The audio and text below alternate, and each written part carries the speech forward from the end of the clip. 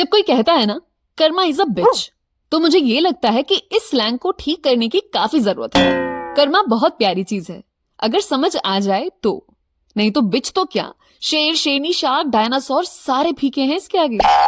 Hello everyone, welcome to this new episode of सुक्स talks. आज का एपिसोड मेरे फेवरेट टॉपिक पर है, कर्मा थ्योरी या कर्मफल सिद्धांत। अब सोचोगे बोरिंग बातें करने लगी हूँ, है ना? तो बस मैं ये कहूंगी कि ये एपिसोड लास्ट तक सुनना, आपकी आंखें खुल जाएंगी।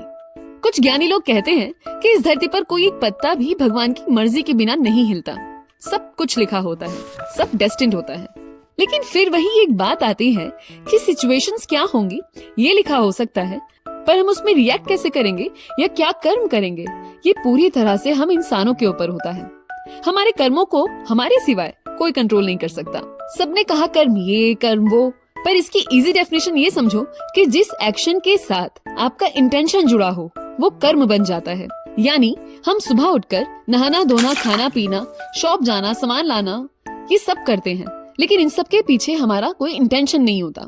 लेकिन वहीं आप किसी को उधार देने जाते हो तो उसके पीछे इंटेंशन होता है कि वो इंटरेस्ट देगा, या जब आप किसी प्रॉब्लम में फंसोगे तो वो आपकी मदद करेगा। अब ये यहाँ आपका कर्म बन जाता है। इसकी 3 स्टेजेस होती हैं।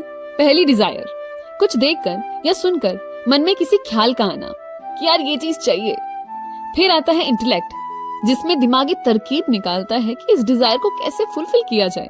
और फिर आता है एग्जीक्यूशन, तब जाकर बनता है कर्म।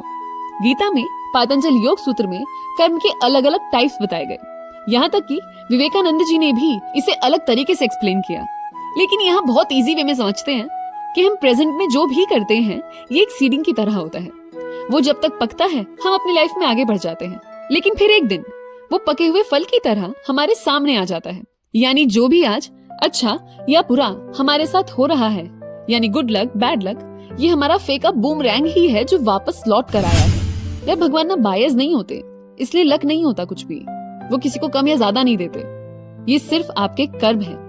एक बुक में मैंने पढ़ा था कि हमें जो ख्याल आते हैं, हमारी चॉइसेस, हमारे शौक, हैबिट्स, सब पर प्रीवियस एक्शंस का ही इन्फ्लुएंस होता है। हम आज जो भी हैं, जैसे भी हैं, इसका काफी हद तक क्रेडिट पुराने कर्मों को ही जाता है, चाहे वो इस लाइफ के हों या प्रीवियस लाइफ्स के। हमने बड़े लोगों से सुना कि जब इंसान मरता है तो सब कुछ यही छोड़कर जाता है।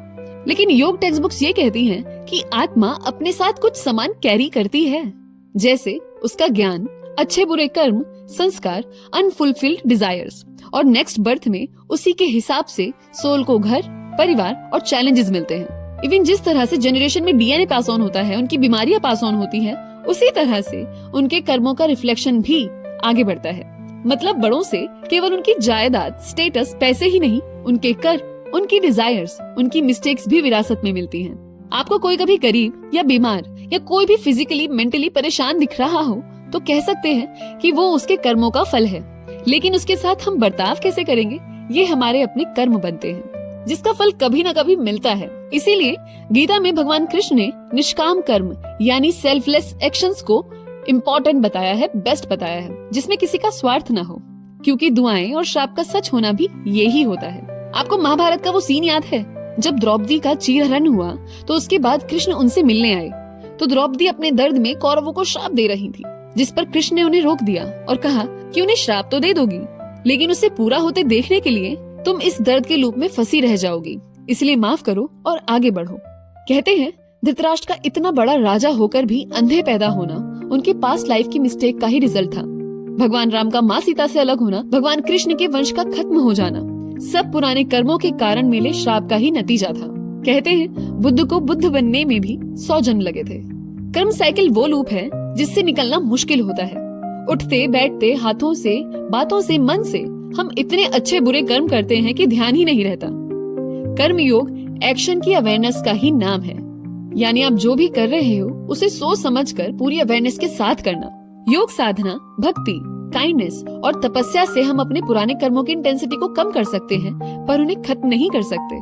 जो भी बुरा वक्त आता है वो झेलना तो पड़ेगा, लेकिन बेहतर ये है कि आप उसे एक टेस्ट की तरह देखें।